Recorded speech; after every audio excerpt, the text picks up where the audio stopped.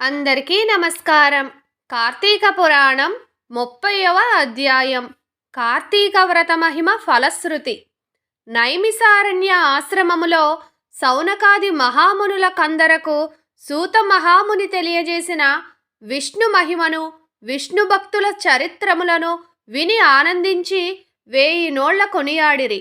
సౌనకాది మునులకు ఇంకను సంశయములు తీరనందున సూతుని గాంచి, ఓ మునితిలకమా, కలియుగమందు ప్రజలు అరిషడ్వర్గములకు దాసులై అత్యాచారపరులై జీవించుచు సంసార సాగరము తరింపలేకున్నారు.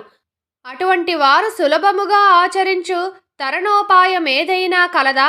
ధర్మములన్నింటిలో మోక్ష సాధనకు పకరించు ఉత్తమ ధర్మమేది?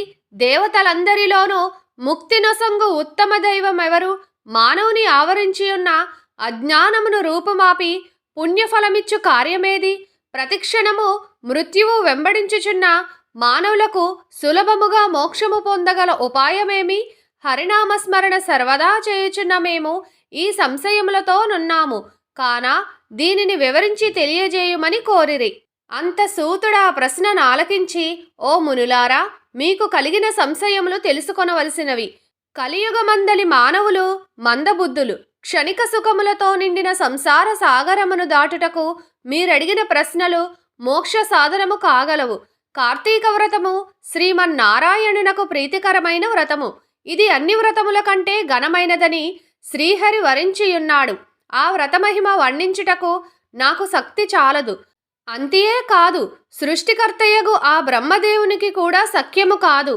అయినను సూక్ష్మముగా వివరించెదను. కార్తీక మాసమందు ఆచరించవలసిన పద్ధతులను చెప్పుచున్నాను, శ్రద్ధగా ఆలకింపుడు. కార్తీక మాసమున సూర్య భగవానుడు తులారాశి ఎందున్నప్పుడు శ్రీహరి ప్రీతి కొరకు మనకు ముక్తి కలుగుటకు తప్పనిసరిగా నదీ స్నానము చేయవలెను. దేవాలయానికి వెళ్ళి హరిహరాదులను పూజింపవలెను.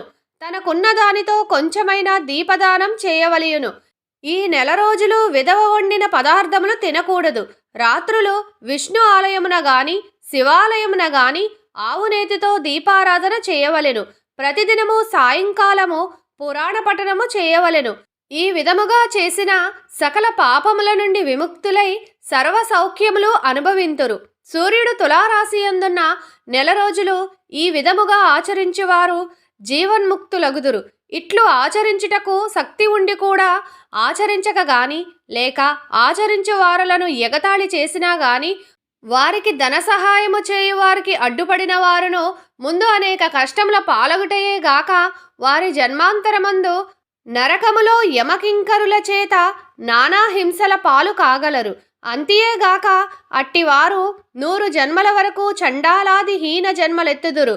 కార్తీక మాసములో కావేరీ నదిలో గాని, గంగా నదిలో గాని, అఖండ గౌతమి నదిలో గాని స్నానమాచరించి ముందు చెప్పిన విధముగా నిష్ఠతో ఆచరించినను ఇహమందు సర్వసుఖములను అనుభవించుటయేగాక జన్మాంతరమున వైకుంఠవాసులగుదురు. సంవత్సరములో వచ్చు అన్ని మాసముల కన్నా కార్తీక మాసము ఉత్తమోత్తమమైనది, అధిక ఫలదాయకమైనది, హరిహరాదులకు ప్రీతికరమైనది. కనుక కార్తీక మాస వ్రతము వలన జన్మ జన్మల నుండి వారులకున్న సకల పాపములు హరించి మరుజన్మ లేక వైకుంఠమందగలరు. పుణ్యాత్ములకు మాత్రమే ఈ వ్రతం ఆచరించవలనది కోరిక పుట్టి దుష్టులకు, దుర్మార్గులకు, పాపాత్ములకు కార్తీక మాసమన్నా కార్తీక వ్రతమన్నా అసహ్యము కలుగును. కాన ప్రతి మానవుడు ఈ పరమ సత్యమును గ్రహించి ఇటువంటి పుణ్యమును చేతులారా విడువక ఆచరించవలెను. ఇటుల నెల రోజులు చేయలేని వారు కార్తీక శుద్ధ పౌర్ణమి నాడు అయినను తమ శక్తి కొలది వ్రతమాచరించి పురాణ శ్రవణము చేసి జాగరణము ఉండి మరునాడు ఒక బ్రాహ్మణునకు భోజనమిడినచో నెల రోజులు చేసిన ఫలముతో సమాన ఫలము కలుగును. ఈ మాసములో ధనము, ధాన్యము, బంగారము, గృహము, కన్యాదానములు చేసినచో ఎప్పటికినీ తరగని పుణ్యము లభించును.